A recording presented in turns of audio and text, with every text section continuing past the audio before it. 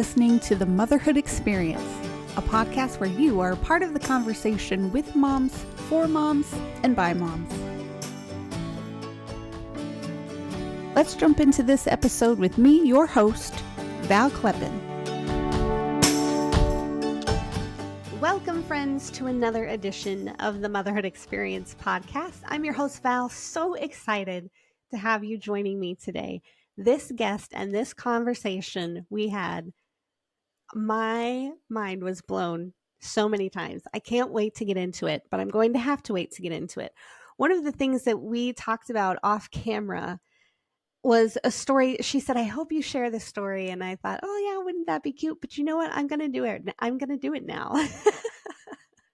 So in the podcast, I talk with several guests about their communities of moms, their mom friends, their mom unity, if you will, and how they get plugged in with other moms, some moms don't want to go to events. You know, I'm always a mom that will make plans, but then when the plans are about to happen, I'm so mad at myself for making those plans.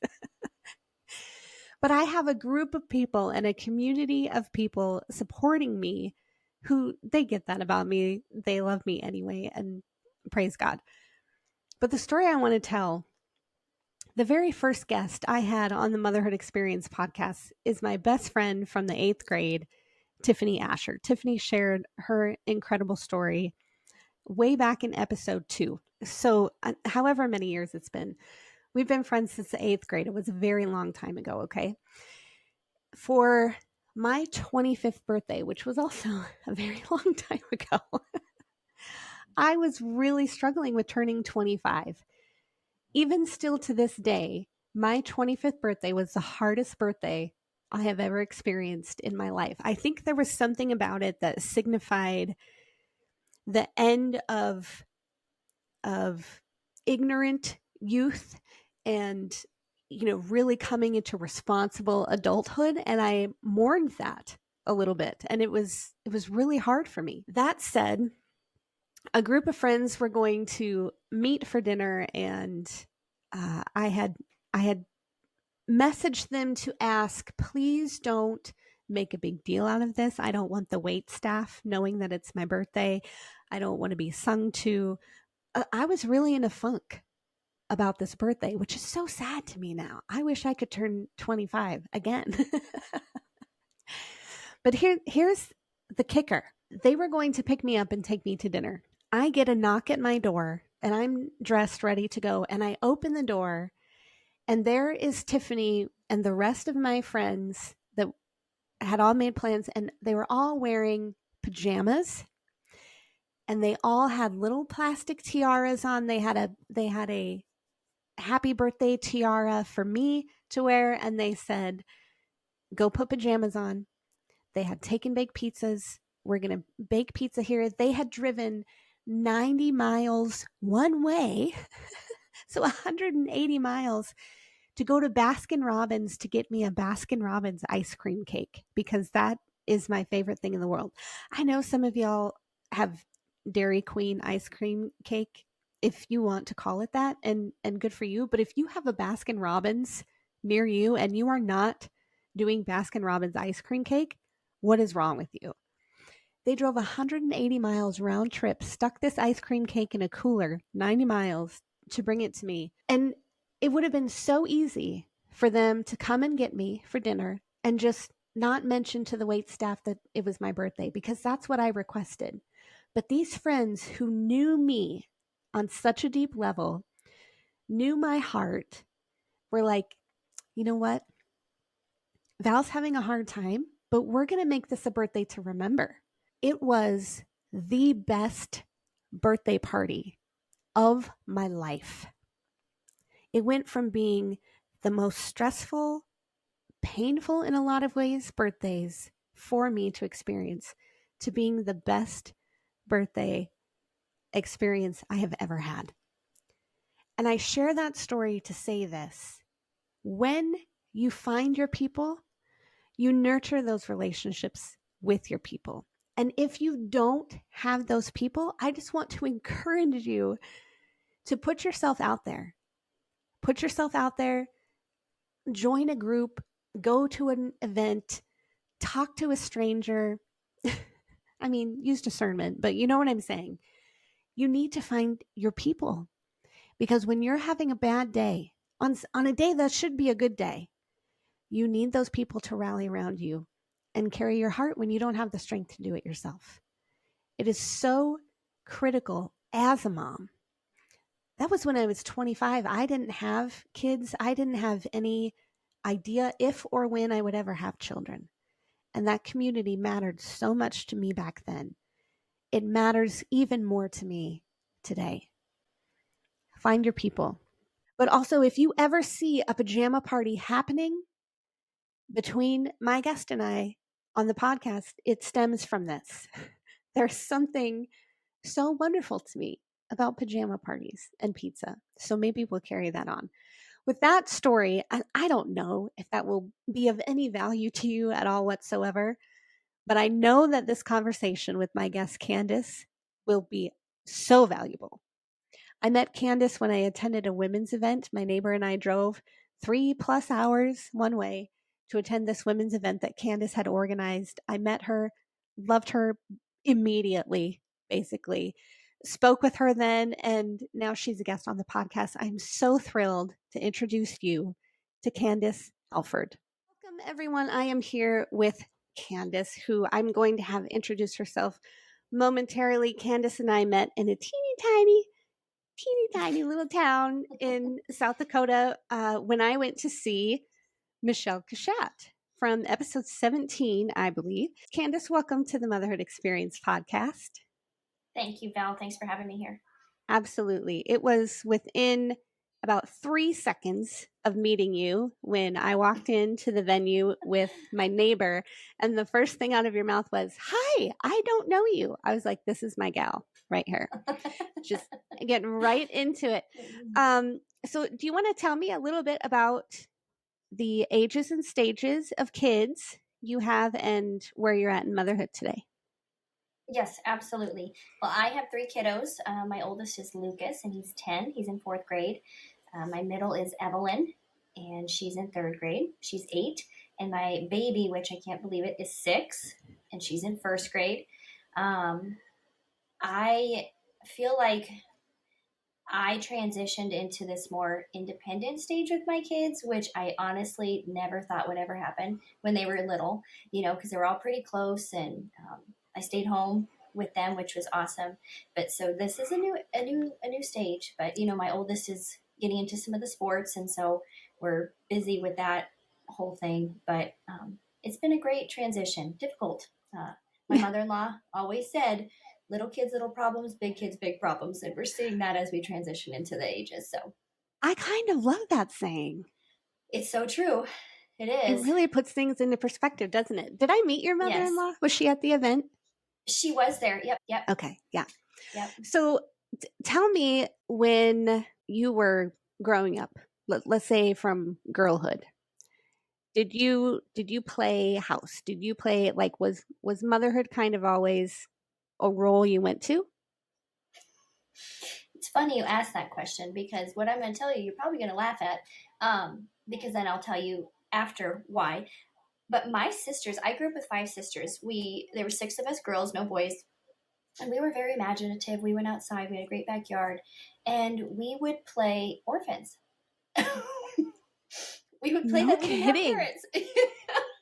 Okay, if you watch any Disney movie, they have either one parent or no parents. So I'm assuming that's maybe where it stemmed. Mm-hmm. But why we played this, I don't know. Maybe because mom and dad didn't come outside and play, with us. I have no idea. But so that's what we played. But I will tell you, being a mom was always the thing I wanted to do. To the point where when people would say, well, what do you want to do? Like, what do you want to go to college for? I had no plans. I had no, I wanted to get married, and start having a family. I wanted my MRS degree. That was my hope. and I did it, but it wasn't something I really thought I had a choice for. My mom was home with us all the time. her mom was home with their 7 kids they had. And that was something she really like kind of pushed for us is, the man will work outside the home and the mom will stay home and raise the kids. And that was just something that I had constantly got in my head. And so no, I did not play being a mom. I played that I didn't have a mom, but that was my goal. Like that was the only thing I could see myself doing. So let me ask you this because of how you answer that. When you became a mom, did you just kind of step into it with these expectations of, well, this is what I expected motherhood to be, and now I'm just going to stay home and be a mom? Was it more exciting than that? Like, I guess, was it more dutiful when you became a mom then at that point? That's a good question because I was not in a healthy place spiritually, even when I got married. And before I got married, I had in my mind that it will be my happily ever after. Like, I'm going to find this man, we're going to get married, and that's going to complete me. Well, I quickly learned that marriage is very difficult, especially when, you're taking two separate people and trying to make it work.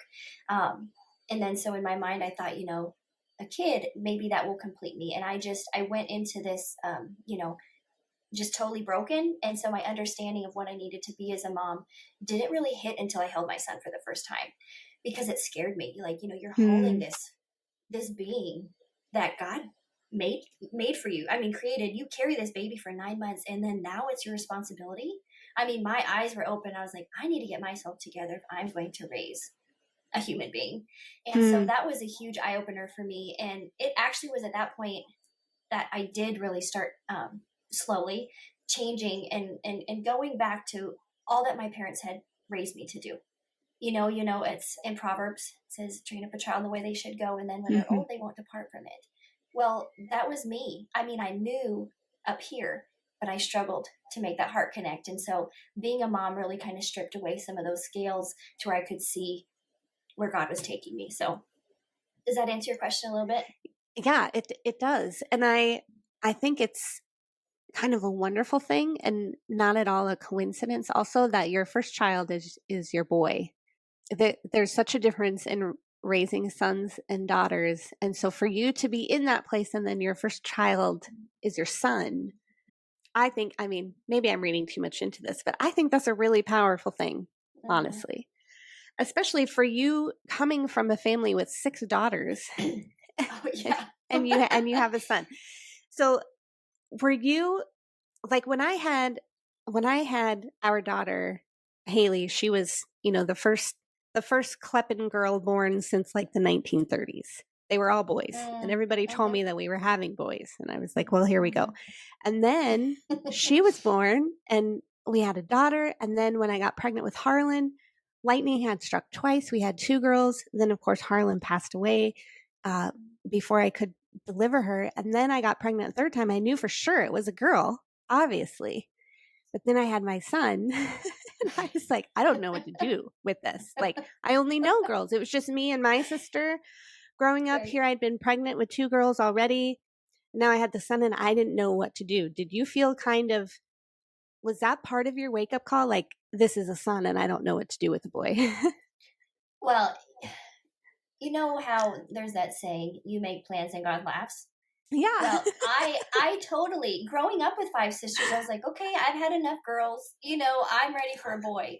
And not just that, but my husband and I, we were each other's first boyfriend, girlfriend back in junior high school. We didn't stay together the whole time, but we like really fell hard for each other when we were younger. And so as all butterfly and rainbows goes for girls in love, I started thinking of my baby names when we were dating, and I shared them with him, and he still stayed with me. So he's a pretty good one. I will just tell you that. But my husband came from a family of all boys. He had 2 brothers where I had 5 sisters. And his brothers he has a Matthew, Mark, and John. And I was always like, you are missing one of the Gospels. Like, we will have a Luke, And I told him this when I was like in 8th grade. And again, he's still here. So yay. But I had said that from the get-go. And then part of me, where I fall, I'm number 4 of the 6. And I always just thought, man, I probably would have made better decisions if I had an older brother, to keep me in line. I try to justify some of the things I did by saying that. And this so is I fascinating. Take it for what it's worth. But I kind of always just wanted that. I wanted an older brother, one who would protect, who would guide, who would stand up for me. I mean, there's just a lot of things growing up that I just wish I would have had a brother for. And so these are all selfish things in my mind. But you know what? God knew what I needed, even though my ideas or what I thought I wanted were more selfish. He knew what I needed. And so he blessed me with a little boy, which we named Lucas. So we have the Gospel of Alford's, which is great.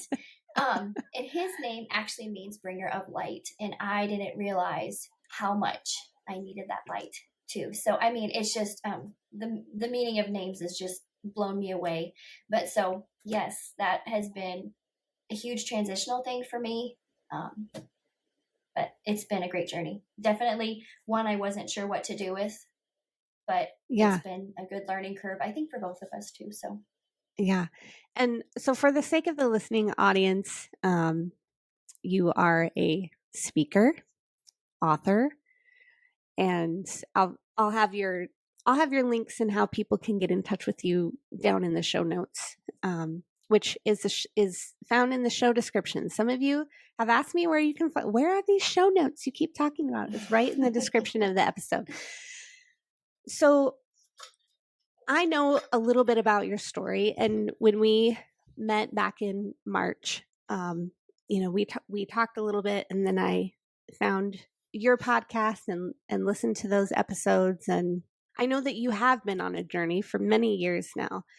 And I guess I'm just going to kind of dive right in here. As you have been unfolding and peeling back these layers of your life, trying to get to the root, get to maybe repair the foundations that you thought were laid but weren't there. As you've been doing this, and you've had 3 children in the process, what has that story been like? Because being a mother is its own full-time, full focus, full energy journey.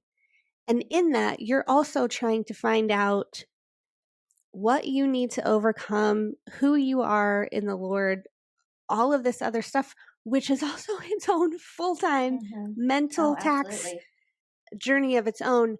How has that affected your motherhood? That is a good question, Val. I lived almost all of my life in avoidance of dealing with the root cause, or, masking, putting on a face, dealing with all that. And so I got really good at hiding behind things or people. And so I just started doing that with my kids. So I dove into being their mom, doing everything for them, with them. That was my identity. I mean, really, it truly was like an identity crisis. I mean, all through life, I thought sports could define me. I thought boys could define me. I thought, getting married being a wife could define me. And then being a mom, like that's what I always wanted to do. Well, I really quickly learned that hiding behind my kids isn't going to be as easy as I thought. When they're little, when they're very dependent on you, you can get away with that for a little bit. But fast forward to my son, my oldest, he started showing signs of anxiety. And I grew up, anxiety isn't really a thing. You just need to settle down. Depression isn't an illness. You just need to happy up. And counseling or anything like that is a sign of weakness. And so, I don't want that to sound ill of my parents, but that was just something that we just didn't do. I mean, we had our faith, and we were raised in the church with the Bible. And, I knew that this was our go-to, that this was our key, but I knew it, but I couldn't feel it. I didn't understand it. And so when my son started showing signs of this, I just was like, what is happening? But the more I was digging into his triggers, what was happening, why it was happening, I was realizing, oh my word, I have these same struggles. And I was in such avoidance of it that I had to like slowly peel back and humble myself and say, okay, so it's been hard, and I don't want to say cool because it kind of sounds morbid that my son's going through these hard things, but we're doing it at the same time. we're going through this at the same time. And I've seen this with each of my kids, just different struggles. And so it's been hard, but awesome at the same time, because I know now, back then I wouldn't have said, oh yeah, let's do this. But God brings us to things of struggle to see if we're going to trust him through it. And if you would have interviewed me 5 years ago, I don't think I would have had the same answer. But he has brought me and my kids and my family through so much to where we can see God's doing something, and he's doing something big. And we might not see it in this moment, but we can trust during the pain, during all of that it's going to be worth it. And so I don't know. I've just seen that a lot more, but I think I was so masked. I was so scaled by my own hurts, my own insecurities, that I wasn't able to see it until one of my babies was hurting, And so that was a huge eye opener for me. Yeah. So let me ask you about mom guilt then, because as you're going through, in your words, kind of hiding behind your kids and just wrapping yourself in that identity, I'm sure you would do things differently if you had to do them over again. Was mom guilt an issue for you in those early days? And as you've realized kind of the things that you've worked through since, is it an issue for you today? Just a little quick explanation before I dive into that answer. I was doing some biblical counseling a couple years ago, and I thought I struggled with guilt. And the gal I was talking with, wonderful Wendy, she was at the conference too, but she shared with me that guilt and shame are different. And I didn't understand that either. Guilt is something that you've actually done something wrong. Guilt is something that you could say, I am really sorry for doing this. Do you forgive me? Shame, on the other hand, shame is what the enemy does to us. Shame is what the enemy wants us to hold on to about maybe things we did have guilt on. He wants us to stay in that spot. So those areas that I did have actual guilt, that I was needing forgiveness for my kids, God has blessed me with such good kids. I don't know how many times I've asked them to forgive me. And they are so forgiving. So the guilt, I don't think so, but the shame is definitely there. And it hits hard sometimes, because just like we were talking about before we started recording, I shared with you a little bit about my son and I. We started seeing a chiropractor just for some of the anxiety reasons and everything too. And have you guys ever pricked your finger when your kids need to get their fingers pricked just to prove that you can do it? Well, I did that with my son with this chiropractor, and it turns out, of course, I needed it more than he did. But through all of this, things developed to where I have seen, the doctor has told us that a lot of his stress and anxiety happened at conception to birth. And I instantly started bawling when I heard that, because again, I put all this on my sweet boy. And for 10 years, he's been living with this stress, with this anxiety, with this inability to live life to the full because of me. But I can't stay there. And when the doctor looked at me, he goes, look at me. Nope, we're going to work through this. It's going to be good. But the tears just kept coming because I tried to put that on myself. But again, my son trusted me. He looked at me and he's like, Mom, I love you. And it says, it's that simple.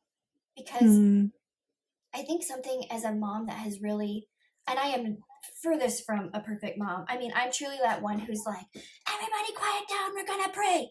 Dear Jesus, we just thank you. So, you know what I'm saying? Because that's a regular thing. But one thing I don't think that I grew up with was having my parents talk to me about things that are hard. I don't remember it, but again, I fell in the middle. So it was just kind of like, if my older sisters didn't have it done, then, we didn't. But I had a lot of heavy when I was younger, and I needed to process it. And so dealing with a lot of that, I have approached my motherhood, like my parenting, in a different tactic. Like I maybe overshare with some of my kids, just because I'm scared that they may not understand, or that they might feel shame or guilt about things they're thinking or feeling or stuff that they hear, and I'd rather them confide in me than hold it in, mask it, and hide behind it, and so I'm sorry, I'm not sure if I got totally derailed on your question, but no, not at all. And my mind is so blown right now. No. I don't know how to explain it. I just felt this prompting to ask you this random question about mom guilt. And in my head, after I asked you that question, I was like, maybe we should start by defining mom guilt. But I didn't say that out loud. Mm. And then you answered.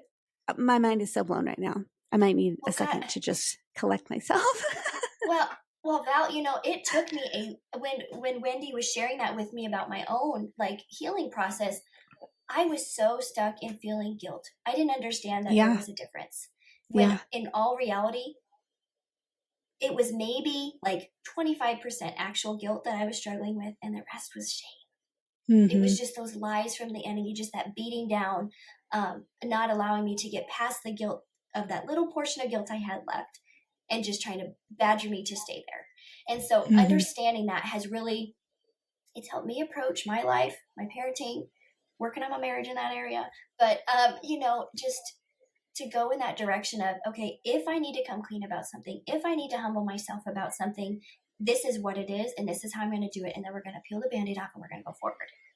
But if this is something the enemy is just badgering me down with, I'm going to call in my prayer warriors.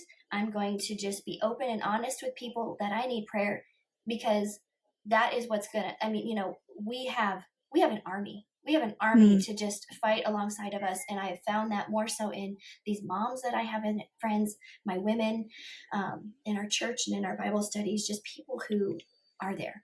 They will stop doing what they're doing and they will pray. And it has, even just, before we met tonight, I said, this headache is atrocious.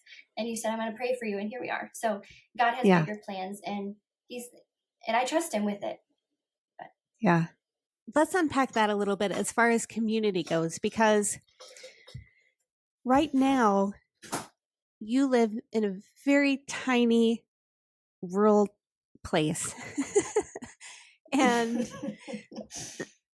this is one thing that one thing of many. Okay. The list is long of the things that I loved about the event that we attended in early March.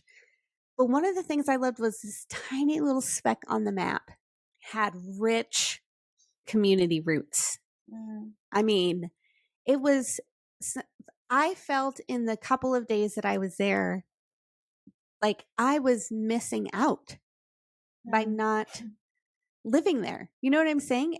And we live, there are several thousand people around where we live. And granted, I've only, been here, and I have such amazing community for the short time that I have been here. But there was something so unique about being there. How have you cultivated that community of other mothers, especially when, like, let's just say it's slim pickings because there aren't many people there? How has that been established there? Okay, that's a loaded question, Val. You ready for it? Okay, let's start here. So my husband and I moved back to his family farm where he grew up, and I grew up in a town, one of the small towns right by. So we essentially moved back to our hometowns. And that was not something I wanted to do here. Like, I was like, yeah, it was always something we talked about, but I knew that was what we were going to do. So that was going to be a tough move. But when we moved back, I had just had a miscarriage when we moved. I had it about a month before we moved back, and that was difficult for me. But again, still kind of masking things. I dove into what can we do, to get connected and to do that. And I already had 2 kids, and I was learning after where we were at that I need my people. With my first son, I was very okay with staying home. I was very okay with just it being him and I. But you get that too, and you're on zone defense. You're like, nope, we need some people around, and so God had just really put it on my heart. And I grew up in a church where my dad still pastors at, and his heart to just open the doors of the church, open the doors of our home. He was like, whatever you want to do here, let's do it. And so I dove into starting a mom's group, and I had in my mind the people I knew who were still back, like, let's do this mom's group. Well, guess what? We started it, and all these women started coming, and I'm like, who are these people? It was like roaches coming out of the woodwork. You're like, where are they coming from? And it was so cool. And that was 8 years ago, Val. And so, like, I was in the heat of motherhood, and so that was a season. And again, my motives were kind of selfish. Like, I knew I needed it, and I did not even realize how much these women needed it. And so that is kind of what started that. I mean, that was the seed that was planted. And then that started growing because we were really strong with doing moms for about 5 years, 4 years, 5 years, and about 4 years. And then, your kids get older, they start getting into different seasons, and it's just different, because like MOPS is mothers of preschoolers. Mm-hmm. So when your kids start going to school, I mean, it just changes. But it was something I was like, no, these women need this. And so what was cool is our moms group developed into a lot of the moms who came regularly. It was kind of that, well, we can't do our moms group and Bible studies, so they would choose Bible studies over that. So you had our core group of moms who came when we first started our moms group. Then they graduated to go to Bible study. So then you had your Bible study groups. And so unfortunately, our moms group has kind of fizzled a little bit, but that's when our overflow ministry really took off, though, because God just really made it evident, yes, there's moms here, but there's also women, because I have one of my closest friends has not been able to have children. And I know that there's other people in, the area who have that same struggle. And so it's not just moms, you don't want to single out one area. And so God just kind of made that really evident. And I had gone to a Beth Moore conference in, I want to say it was 2019, I believe. And that just really, that revolutionized my walk with the Lord. My faith just took off. That's a whole other story in itself. But it was at that point that I felt God saying, this is what you're going to do. And I was like, I'm going to be Beth Moore? Like, what? Like, okay, I'm ready. Actually, it's funny. That was kind of a joke for a while when I started speaking. But I felt like he was telling me I need to bring big city opportunities to small town rural areas, because I mean, that was a 4.5 hour drive for me to go. I would have had to have childcare for my kids. I would have needed to pay, for gas there, hotels, all the things. And it's not an option for a lot of these women, especially because we're a big farming, ranching area. And so it's just not that easy of an option to just get out and go do that. And so that's what God wanted us to establish here. And we just did our 4th year, which is blowing my mind that we've had 4 fabulous years of it, where we've been able to expand out of just our close-knit group. And I mean, we had people coming in. I mean, how far did you drive out? I mean, it was so cool. Yeah. I mean, so I don't remember 3 hours. Yeah. Which, I mean, it doesn't seem like that when, like you said, you get there and you're like, oh, this is so amazing. But It's been a process. But, and can I piggyback onto that story just a little bit? Of course. Okay. So I shared that I came back to my hometown and that was difficult. And as everything I do in life, it's just been a process. And, God could surely say, this is why you did what you did. Here we are. But no, he just gives me little nibbles. He's like, trust me, here it is. Here it is. Well, one of the biggest things he's taught me lately, I mentioned my son's, the meaning of his name. But one of the biggest things was who I am, my identity in him. And that was a big struggle. Even when I started growing and understanding how to read the Bible, study, make these connections with these women and plant these ministries, I was still struggling who I was. I was still trying to put my identity in those things, in those ministries, in being a mom. And it wasn't fulfilling the way that God has called us to have that relationship with him. And so back to wonderful Wendy, I was with her one day and she just, I think she just realized like there's something still hindering Candace from just, embracing this. And she just said, I just feel like we need to pray, and I want you to pray and ask God what your name is. And I looked at her like, okay, we've been doing this for a while. You should know my name, and she said, no, I want you to ask him what your name is. And I just was like, okay, that does seem like a super silly question. But I prayed that, and it was about a little over an hour drive for me to see her to home. And so I just had this time praying in the car, and, as I'm driving, I, get distracted by something outside. So I thought my prayer was distracted, but it took me to when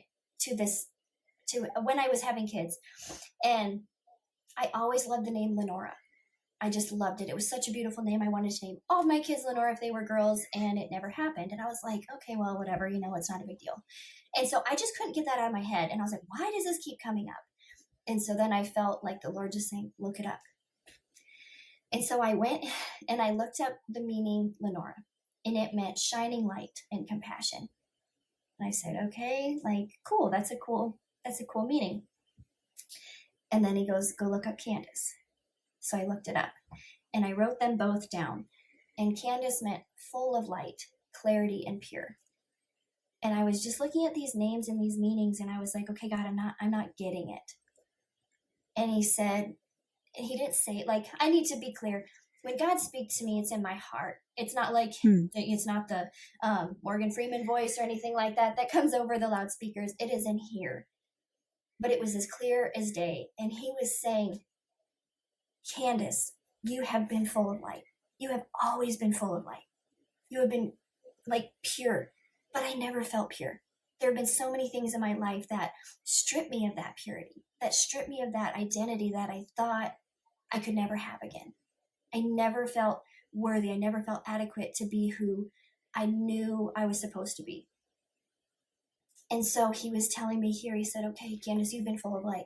He said, now, Lenora, you're going to take that light and you're going to shine it. And you're going to use the compassion that I have shown you to just instill in these lives, to connect with these people. And Val, I have connected with women I would never have otherwise connected without everything from age 5 to now, the struggles. I would have never connected with these women. And so God took the Candace who grew up in this hometown and he brought Lenora back. And I just felt that's God, isn't it? I mean, I did a series, was it about a year ago, titled But God. And yeah. And it stemmed from the story of Joseph, where Joseph just had all of these, he had a really hard life. And I guarantee his attitude wasn't great all the time, but it was a tough life, but God. And I actually have the Genesis 50:20 verse tattooed on my wrist to constantly remind me that what the enemy intended for evil, but God intended it for good. Because no matter what we're going to face in this life, whether self-inflicted or not, God can turn it around. But God has a plan, and it's up to us to say, yes, I trust you with that plan, or no, I'm going to keep paving my own way and see what disastrous things come about. But yeah, that was a huge eye-opening thing for me. And I think part of the name thing too, I listened to a speaker while studying the story of Joseph, and he said, maybe Joseph thought, I'm being punished for something. All these things are happening. Why am I being punished? But then he said, and this was John Bevere who said it, he said, you're not being punished, you're being prepared. And how often can we step back and be like, oh yeah, God is preparing me for this. But when we're in the storm, we're like, we can't see clearly. We can't think all these things. But God has been preparing me for whatever it is to come and for where I'm at right now. So sorry, that was a very long-winded answer to my question. I'm just soaking it all in. I think it's fantastic. And it's making me think of so many more questions I want to ask you. It might seem random, but this is the thing about being a host that wings it. Like there's just words or phrases and I'm like, I want to go there. So when you talked about coming back to your hometown, so you and your husband grew up in the same area, you knew each other from a very young age. When you became married and had children, he comes from 3 boys, you come from 6 girls. Was it a struggle to parent together? Yes. Okay.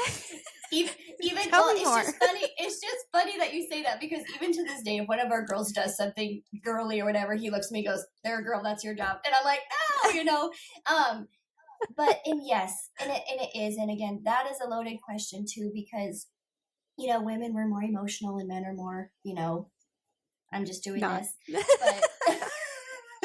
but my husband especially, but he's just he has so many qualities that I just absolutely love and adore, and then there's so many that I just want to rip my hair out, but it's because it's a good thing. My Sunday school teacher used to always say, in a relationship you have, and it's like a bow and arrow, you have the arrow that gives you that makes you go, it's taking you in this direction, then you have the drag that slows you down and helps guide in the direction you should go. Well, my husband is 1,000,000% my drag. And I just like to say that he's a drag, but it's true. But I mean, we're celebrating 13 years of marriage on Tuesday, actually. And there's so much that we've overcome in our marriage, and parenting, but parenting has been one of the most amazing things for us, I think, because he's a great dad. He's a phenomenal dad. And I know growing up on the farm, his dad worked with his dad. And so that was kind of a marriage to the farm. And so his dad wasn't always around when he was growing up. And so, you can live life as a victor or a victim. You can say, well, my dad was never there. I'm not going to. My husband, and it took a while because, we had 2 kids before we moved back to the farm. And so we established our life outside of the farm. So when we moved back, that was tough because I felt like we backpedaled because, we were trying to figure out, what does this look like? We've established our life here, but this is not what it was like. So that was tough, but it's been hard just with that, but I feel like I have a good relationship with his mom. And so when I'm like, why do boys do this? Like, why? She goes, okay, let's talk about it. So that's been really good and helpful, and also makes me want to pull my hair out sometimes too. But I will tell you, growing up with 5 sisters, that doesn't equip you to have daughters. I mean, they're each their own, and they're wonderful, but I don't know. Like Marcus was like, why did you do? I don't know. I don't know. Yeah. So let's talk about that a little bit, because my sister and I talk all the time about how, well, I say all the time, that might be an exaggeration, but we've talked about it often, where we were raised by the same parents, but we parent our children differently from how we were raised, but also very differently from one another. And that's just 2 of us. So if there are 6 daughters in your family, and I don't know if they all have children or not, but do you all parent differently from one another, differently from how you were parented? You've already touched on that. And so does that maybe complicate the family dynamic a little bit when everybody gets together, or does it kind of spice things up, or maybe it does a little of both? I feel like it settled down some, but like when we first started having kids and we come back, I would almost parent the way my mom and dad did when we were around them. Like I'd be like, well, mom and dad did this, and Marcus would be like, well, we're doing this. And so that was a tough one too, to kind of establish what that looks like for us. But no, my sisters and I, we don't all parent the same. There's a few of us that do. And I think you can see that in our kids and their interactions, how that looks. But there is that common ground and common understanding when we're at my mom and dad's house. Like, we respect the rules as we were growing up, right? I mean, they have just, one thing my mom and dad always said when we got married was, when you start having kids, the most important thing is to be consistent. And that's in everything, in disciplining, in raising them in the church, and however you're going to do it, just be consistent, because kids, they crave that. They need it.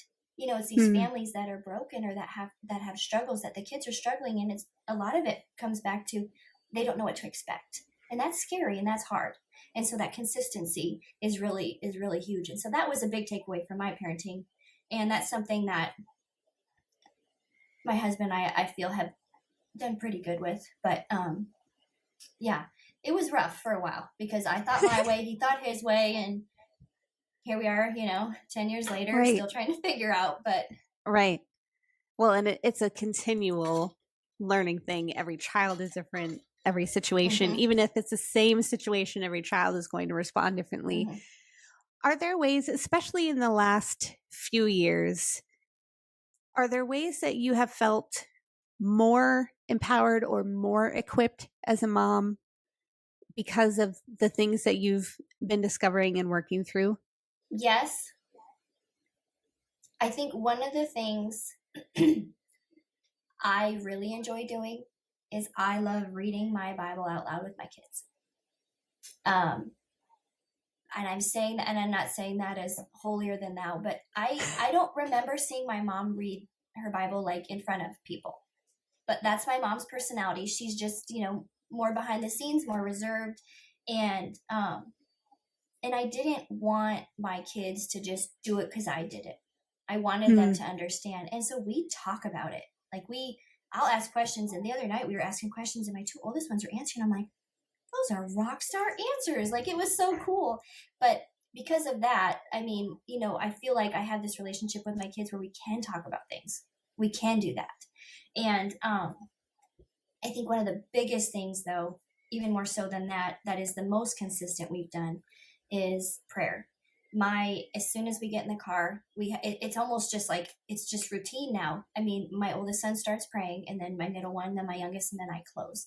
No matter where we're going, we could be going 2 miles or 200 miles, and they will always start with prayer. And we pray for our trip, we pray for our day, anything coming up, and that is huge to me. And I love it because it doesn't embarrass them if there's new people in the car. They do it anyways. If we have a guest in the car or someone with us, they will do that. And we'll invite whoever's there, like, hey, you know, if you want to, you can pray. If not, that's okay. And sometimes I'm like, what's happening? But I love it because that's something, as a mom, prayer was huge for me. Like, when I became a mom and I told you I was holding that baby and that freaked me out, that was when my prayers went from like selfish to I'm praying for my baby.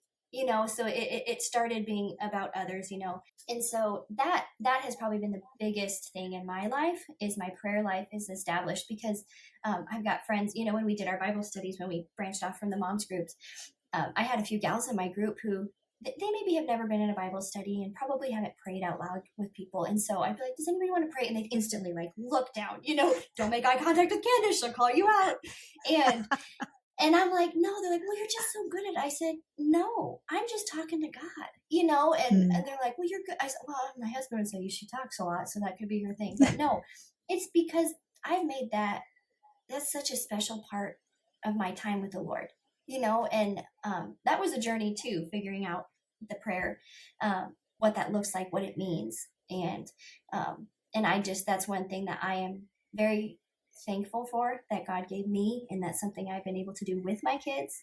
We actually have a sign right by our front door, and it says, a family that prays together stays together. And so I just love that. It's right there by the door. Yeah, that's so wonderful. Such a sweet reminder that we don't have to make big special plans or productions to teach our kids these core important things. I wanted to ask you too, you mentioned that you did not want to move back home, and you already had 2 kids by the point that you did. You had just had a miscarriage. Do you think now, and I don't know how many years you've been back, do you see a blessing in having returned home? Or does part of you still kind of long for the future that could have been elsewhere? No, not at all. As difficult as the transition was being back here, and I mean, that first year back was hard. I mean, I got pregnant after a miscarriage, and it was a rough pregnancy. My first 2 were great, and so it was a harder pregnancy. I wasn't sure who I married several days, because I mean, it was just such a different lifestyle, you know. And it was hard, but God was there. And I know there's just something about living on the farm. There's something about the quiet. There's something about just looking out the window and you can see like 14 different kinds of animals at the same time, you know? And we actually have a creek that runs right behind our house, and I have this tree, and it's called my happy place. And like, I would never want to move. And especially with everything that's happened over the past several years, you know, I mean, we hear stories of where we used to live, and we are so grateful for where we're at. Yeah. And I actually, one of the things, and I don't know if it's ever going to happen, Lord willing, possibly, but a book idea was to write a kind of a fiction novel, Christian, of the humble homecoming is what it was going to be. And it was going to be kind of my story in a fiction setting of what that looked like, because my youngest sister is obsessed with Hallmark, like obsessed. And so I was like, oh, maybe it could be like a Hallmark movie or something, you know. But isn't that how it works? I mean, we look at something and we're like, yeah, we're definitely not going to do that. And God's like, yeah, you are. And you're just going to have to hunker down and deal with it, because I have great things in store for you. And that's what he had. So, yep, we've been back for 8 years now. And it's just been wild. That's amazing. And I think, I'm pretty sure the podcast listeners are going to get tired of hearing this, because this is at least the second time I've shared this, but you've never heard it, Candace. So I swore I would never live in North Dakota. And I lived in Wyoming when my husband and I were married. I swore I would never live in North Dakota, which is where he's from, coincidentally. And we moved to Fargo, North Dakota, January 1st, 2006. And I lived in North Dakota. Well, then I swore I would never live in Minnesota. We moved to Minnesota in 2017. I swore I would never homeschool. We have also been homeschooling since 2017.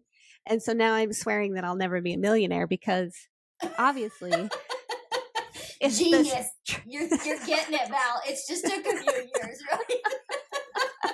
Oh man. So, but yeah, to say like I will never, and then to look back and see the reward and the blessing that came from those very things I swore I would never, because my ideas were obviously the right ones, right? Obviously. It's very humbling. It's very humbling, but it's also like, you can take things that I detest or, find disgust or discontent with and just turn them into the biggest blessings. It's so incredible. So I guess, Candace, as we wrap up here, what would you say to the mom who thinks she has been dealing with mom guilt? Perhaps it has been shame instead, to encourage her to not find her value in her failures. What would you say to that mom right now? I would say first, I'm praying for you, Mama. You're not alone. And I think that we as women, we think that so often. Whatever struggles or lies we're hearing, that we're in it alone. And you're not. Because even though each kid is different and each parenting journey is different, the truth is God made you, your kid's mom, for a purpose.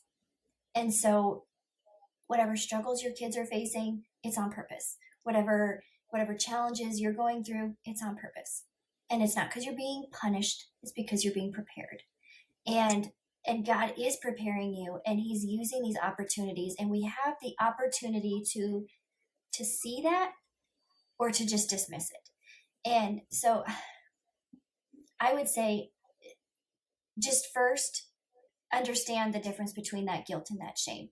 Because, guilt is something, it's so hard when we make those mistakes, but it's something that can quickly be forgiven again. And if it's with your kids, they are so quick to forgive. And it's such a blessing that they are.